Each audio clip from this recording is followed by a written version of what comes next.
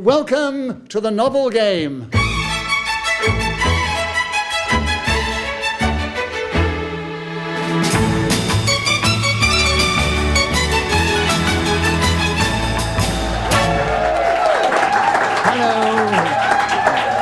My name is Nicholas Parsons, and it's my pleasure to welcome you to this original new game show, which is based on words, on language. It's all about the written word as opposed to the spoken word.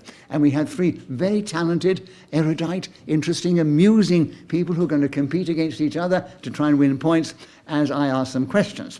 And they are, seated on my right, Fenella Fudge, and then Robin Ince, and then Marian Pashley. Would you please welcome all three of them?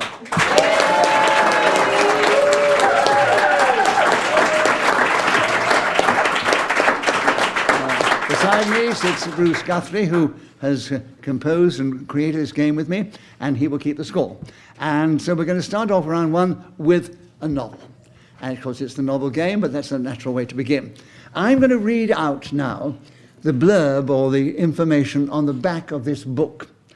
And then they have to decide, well, they can guess what the book is, and then we're going to give them a chance to guess what the opening line of that book might be.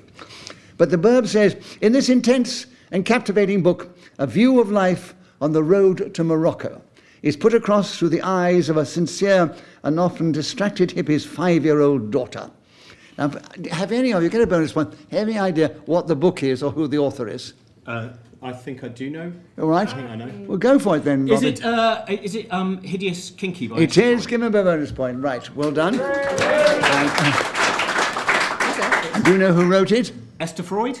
Esther Freud. Does he have another point for that, Bruce? He does, yes. Oh, gosh, you got a 2 point. Right. Now then, I'm going to read the first line, 4 lines actually, of what we think the first line could be. Now, one of them is the correct opening line of this novel, and you have to guess, again, an extra point for what it was. Was it, my father's private name for me was Little Miss Id, or it wasn't until we were halfway through France that we noticed Moretta wasn't talking, or I was always taught to talk to strangers, especially the ones that looked like they had money, or my childhood was a mixture of Mum's poor judgment and tempered by my good luck. Right, which of those do you think it was? The opening line of the book? I think it's number 2. Number 2, yes. Yep. Any reasons for that, Maria? I seem to remember there's 2 daughters in it. And that's why I think it's... And it feels very natural. Feels very natural. Any ideas, Fenella? Do you think it's it? I really haven't. I certainly haven't read it, but I'll go for number 3. You'll go for number 3, right. And Robin, you going to go for anything at all? I'm going to go for number 1, The Little Miss Id, because I think that sounds like the most fun, and if it's not that, I'll use it myself to start a book with, because it, I think, sounds like a pretty exciting opening to be an Id. And the fact that Esther Freud was the great-granddaughter of Sigmund Freud, the Id comes... Actually, I can tell you that, Maria, you are correct. Thank you. It wasn't until we're halfway through France. So, Marian, you've got the point for a correct answer there. We don't take points away for the wrong answers. It's all right. And so we'll move on. And the Can next I just check who wrote the other Little Miss Id line? Was that you or Bruce? Because I want to know who's going to sue me when I use that in the opening of my book. It doesn't matter. You do it, and we'll have a go at you. If we get the booker, we'll all share the booker together. Right. Move on then. Now, another book that probably, I think you'll probably get this one. It's a more recent publication, and the blurb on the back is this. When literature student Anastasia Steele interviews... No, it isn't. I'm going to read another one. That's fine. That gives it away immediately, doesn't it? Do you know something I've been waiting for, though, for a long time? I think that Nicholas Parsons' talking book version of 50 Shades of Grey is something that the market demands. Finally, the sadomasochistic side of Radio 4. You got it from the first line I read out. There we are. I don't know whether it was my style or whether it was just that it was so obvious from Anastasia Steele. Have you read the book, Robin? Do you know what? I actually did with a friend of mine. We intermingled. He read the shipping forecast, and I read next to it a scene of sadomasochism from 50 Shades of Grey, and it really upped the ante once there's a little bit of a squall somewhere near the Orkneys. So Genuinely, I've read 3 pages of it, you know, I aghast. haven't read it. I mean, I'd rather indulge in my own. It says my analogy is that I like swimming and I do many different strokes, but I wouldn't read a book on that. Swimming. I would rather go to the pool. And what about you, Fenella? Have you read it? I haven't read it. No. I think we can resist it. I think we got imagination. I'm too old to indulge in any of the ideas at the moment. But someone in the audience. Oh, the front row's flirting now. Come on. And they're close enough to do that. And One Shade of Silver. oh, thank you. Say that again. There's a lovely line there. 50 Shades of Silver, she said. Oh. The audience are really coming on our side now, aren't they? Right. I'm going to give you the first line, 4 first lines, and one of them is the correct first line.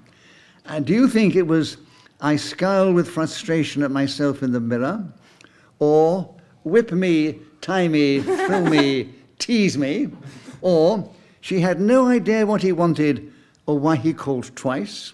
Or do you think it was, one can feel bound in so many ways? Which do you think of those 4 was the opening line of 50 Shades of Grey? I think it was the one she had no idea why he called twice. Right.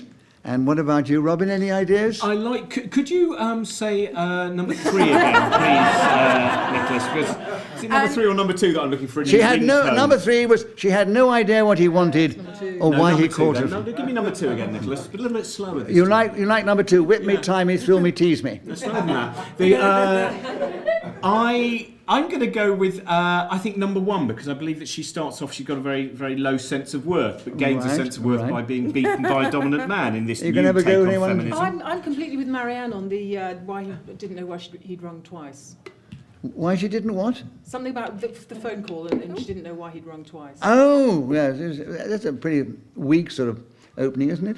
It's a pretty weak book as far as I know. Actually, I can tell you, Robin, you're correct. It was, I scowl with frustration at myself in the mirror. That was the opening line of 50 Shades of Grey. So, a bonus point to Robin there. And we move on. This is a biography. And it's a Mary that's being described here. But we want to know Mary who. And on the back of the book it says, from the moment she came into the world, 2 weeks early, throwing her parents' lives into disarray, Mary has gracefully but firmly done things her way. Who do you think that Mary was? I'll give you some.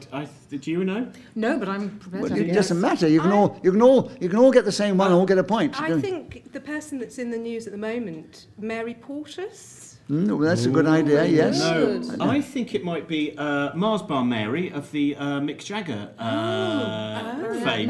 Marian Faithfull. Could it be her? Oh, very good answer. What about you? Well, I was going to go for Mary Archer. I mean, I know she wouldn't have been Archer at the time, at that point, but I was going to go for Mary Archer. You're all wrong. Oh. I will give you another bit of the blurb on the back and see if it helps. As a working mother at the heart of a busy household, Mary was also a woman ahead of her time, attempting to do and have it all. Mary Berry. Yeah, well done. A bonus point there. Now, round 4. Now, this is the language in the world of advertising. Round 4, it takes us back now to 1937, and the advertising slogan adopted by the American Hat Council was, and I'm going to give you 4 possible quotes. One was, gals like guys who dress so spry. If you want to get ahead, get a hat. 3, be city smart. Or was it, success starts with style?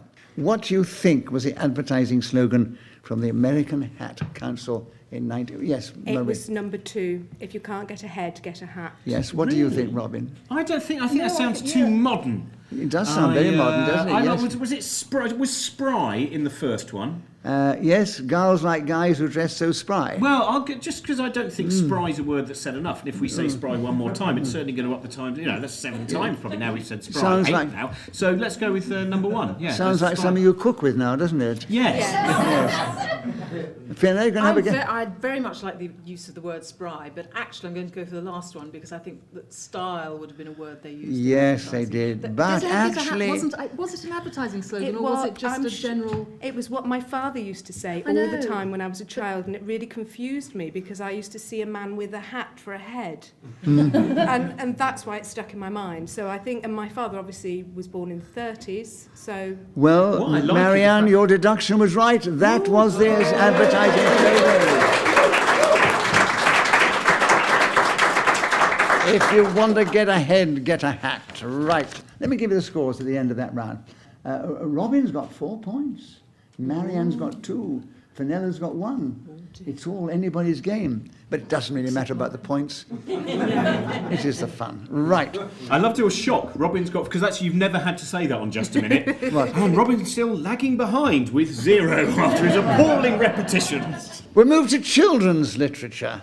This is something probably you'll get from 1949. I mean, I'm sure you'll guess this, but who wrote 2 jolly fine tents, 4 ground sheets, 4 sleeping bags? I say, what about Timmy? Oh, Enid Blyton. Yes. Yes, famous 5. They've all got the same one. Right.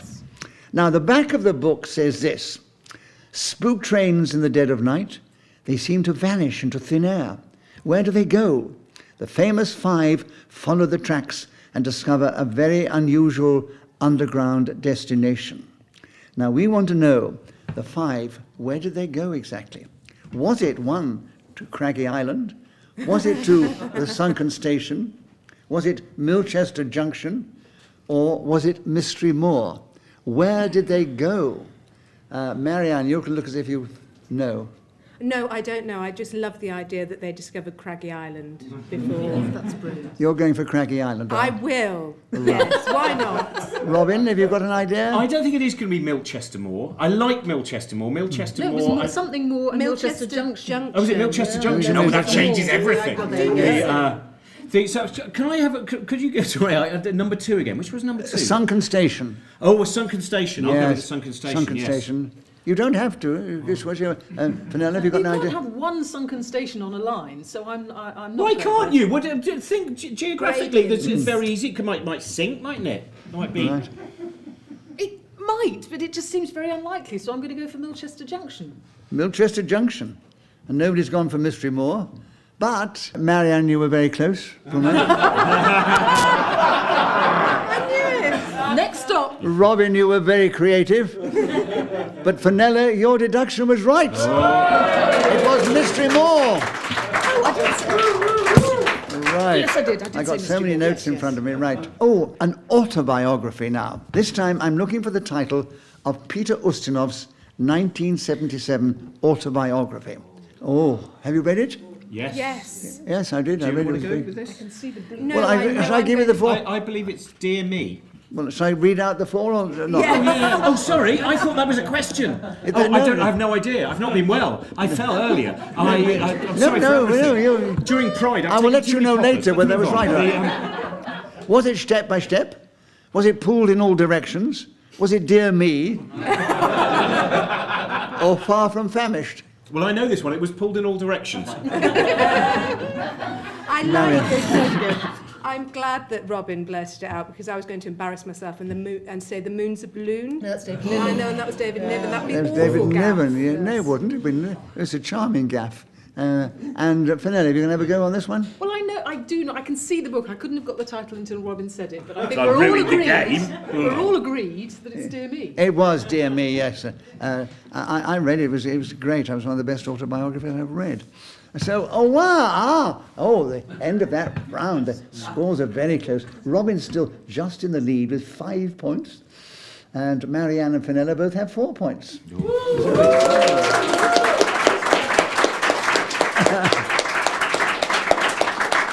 Now, round 7. It's something that's lukewarm from the press. just a recent publication. It came out in 2015, this year. And looking for the first line of Geoffrey Archer's new novel. Got a strange reaction, didn't it? First of all, get a bonus. Do you know the title? No. Right. I'm quite proud I don't. Well, it was called Mightier Than the Sword. I'm going to read now Where to you. does he get his ideas from? Are they his ideas? All right. Is that litigious? Which of these things... I'll read would you like to hear the blurb on the back of the book? Please. It's quite a long one. When Harry Clifton visited his publisher in New York, he learns that he's been elected as the new president of the English Pen, and immediately launches a campaign for the release of a fellow author, Anatoly Babakov, who's imprisoned in Siberia. Babakov's crime, writing a book called Uncle Joe, a devastating insight into what it was like to work for Stalin.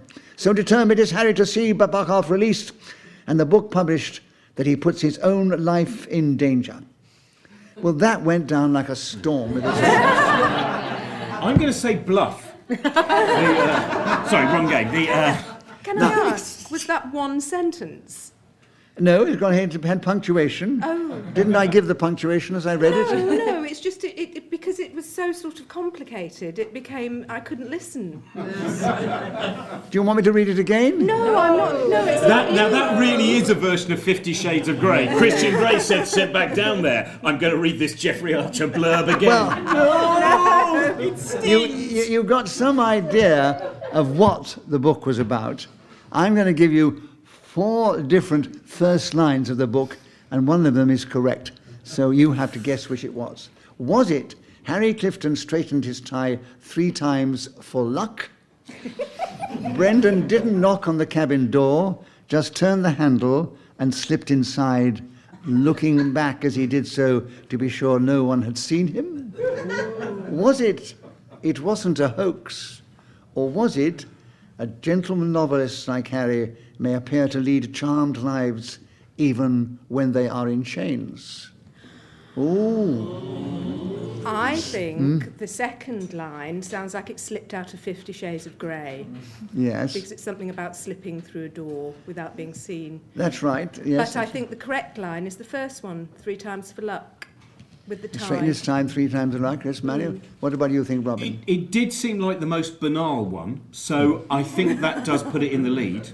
Right. By the way, if anyone wants to read a really good book that involves Geoffrey Archer, the biography written by Michael Crick, Stranger Than Fiction, is one of the funniest books I have ever read, and it's all true. So, Sorry, I can't give you a bonus point for that. But, well, I thought we were allowed to have one if we recommended something for the book list. Right. Fenella, you going to have a go at that one? I was going to say it wasn't a hoax. The idea that he might write something that short is unlikely, but I'll give it a go anyway. No, it's not the hoax. No. It's not the 3 times for luck. Oh. It is the second one. Brendan didn't knock on the cabin door, just turned the handle and slipped inside, looking back as he did so to be sure that nobody had seen him. That does sound slightly pornographic, though, doesn't it? I think slipped. Ever since Freud was brought up at the beginning, we've had you, and I always imagined a man whose head was only a hat. Now we've got the whole door thing, which is, of course, also Freudian. It's the ink blots again, isn't it? I'm sorry. The what locks? The ink blots. Rorschach. Oh, I thought it was the Ink Spots, and there was a musical group. So what have the Ink Spots got to do? There's no music in this one, right? Anyway, the scores are so much the same because they didn't get any points on that round, did they? So Robin's still in the lead. Let's move on. And now the next round is round 8, and it's an Ian Fleming novel, and I'd like you to try and guess which one it was. They made a film of it, of course. I'll give you the blurb and see if you can guess which of his many novels it was. A beautiful Soviet spy, a brand new Spectre cipher machine. Smush has an irresistible trap that threatens the entire Secret Service. In Ian Fleming's 5th 007 novel, Bond finds himself enmeshed in a deadly game of cross and double cross. Which of his novels do you think that one was? Chitty Chitty Bang. I always think he needs a bonus point from you, don't you? Yeah. I would like to say From Russia with Love. Yes, and what about you, Spy Fenella? Who Loved Me. I really don't know. All right. From Russia with Love it was? Oh, not So again. Marian gets it. Now I'm going to give you, you're going to guess the opening line of that novel, and I'm going to give you 4 possible opening lines. One was, a naked man who lay splayed out on his face beside the swimming pool might have been dead. 50 Or was Shades. it, women were a necessary preoccupation in Bond's business? Or was it, the bullet arrived and departed Epstein's chase so smoothly as to barely mark his dinner jacket? Or was it was a dull London sky that greeted M when he came above ground at Millbank? Which of those 4 do you think was the opening line of that novel by Ian Fleming, From Russia with Love? I want to say the first one about the naked man by the pool, but I know that Robin will blow me. No. I think there's nothing Freudian about it. It's more Jungian, that choice. I actually think it might be the last one, emerging from the underground. Yeah, that's a bit flat, but it's, you know, he has to have the plot lines as well. Robin? I like the 4th line just because it sounds more like something at the beginning of Wind in the Willows. The idea that M actually stood for Moley. I think it is the first line because I think it's I think that's the introduction of the Russian spy that I can't remember the name of, but was played by Robert Shaw in the movie version. That's right, it was Robert Shaw. What about you, Fenella? I'm actually with Robin on that one. I think he's absolutely right. You're right. And you are both absolutely right. At last. A naked Naked man man. How many times? lay splayed on his face beside the swimming pool. And he might have been... Well, I mean, most of Fleming's novels began with a dramatic opening, didn't they? And that was dramatic. So Robin has now taken the lead. He's got 7 points. And Fenella and Marianne both have 5 points. And we're moving on.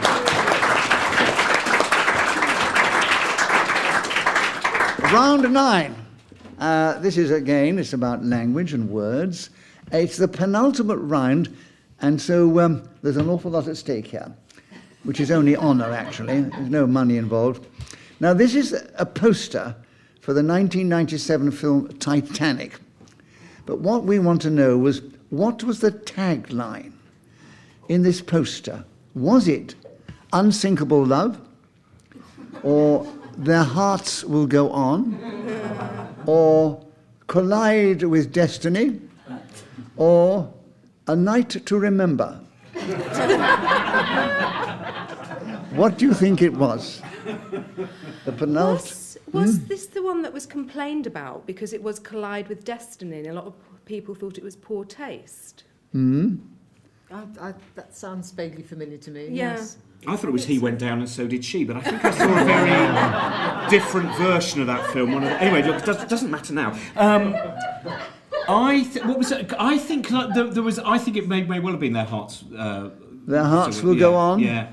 Yeah, you're right, Robin, right. What about you, Fenella? No, What do you... Collide with Destiny, I'm going for. Oh, right, the 2 girls have got it right. It is Collide with Destiny. So they've now both got 6, and Robin's still 1 ahead with 7. And we're moving into round 10. Oh, this is the last round, isn't it? Oh, I thought I'd get more than that, actually, but there we are. Thank you, right. And I'm looking for the last line of a D.H. Lawrence novel. And if you can give me the novel, I will give you an extra point. And I'll give you the blurb on the back of the book. It says, this novel is Lawrence's semi-autobiographical masterpiece in which he explores emotional conflicts through the protagonists, Paul Morrell, and the suffocating relationships with a demanding mother and 2 very different lovers. Which of his novels do you think that was? You can get a bonus point if you get it right. Was it? Do you want to go? No. We can both have a Was go. it Sons and Lovers? Yes, and what about you, Fenella? What do you think? I'm happy to go with that because I don't know. Yes, I would go with that. Well, Because they've got that. Well, they all get a point. Thank you, Robin. So it was Sons and Lovers. Now, what we're looking for now is slightly different. We're going to look for the last line of this book. We've had first lines up to now. The last line. Was it, for now he was simply a man? Or was it, it was a winter best forgotten? Or she smiled back at him, squeezed his hand tighter, and looked down into the valley upon the smoking town. Or was it he walked slowly towards the faintly humming, glowing town quickly? I like to think it was the one where she squeezed his hand, but that sounds like it's a happy ending, which isn't D.H. Lawrence, really, is it? So I think the last one where he walks away quickly. Right. What do you think? I think it was the first line. That was the one before the winter best forgotten, wasn't it? First line was for now he was simply a man. Yes, I'll go for now simply a man. Fenella, you can have a guess? I think for now he was simply a man. Oh, right. Well, Marianne, you were right. He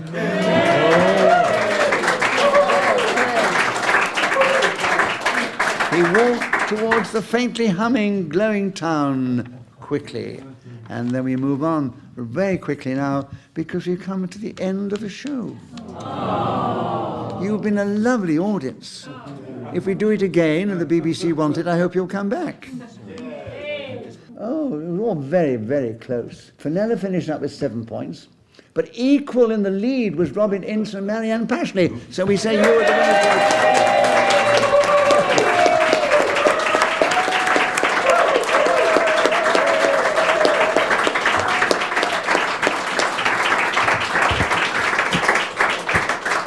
Did you enjoy that? Yeah! Good. Well, it only remains to say thank you to these 4 intrepid players here who've shown such skill and knowledge and erudition and humour. Marian Pashley, Robin Ince and Fenella Fudge.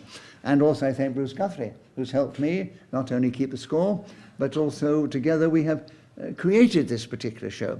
And if you liked it, then we're very grateful. And if you didn't like it, just keep your trap shut. That's all I'm saying.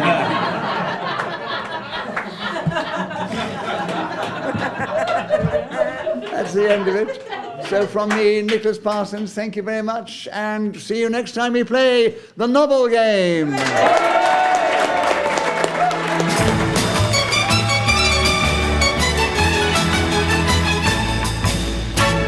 To hear more episodes of the novel game, like and subscribe, people. Like and subscribe at avonside.studio.